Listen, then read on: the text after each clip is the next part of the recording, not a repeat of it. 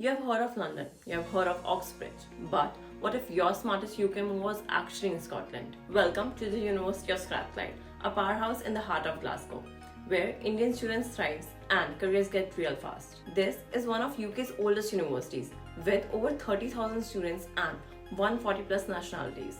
And its business school, triple accredited, that's the global gold standard. Whether you're into engineering, business, or social sciences, Strathclyde offers over 400 programs. Many comes with built-in placements and the chance to work directly with industry, especially through its 89 million innovation center. Cost-wise, tuition ranges from 17,500 to 24,500 pounds, with living expenses around 12,000 to 14,000 pounds. But with scholarships worth 5,000 to 8,000 pounds, plus part-time work rights, the load gets lighter.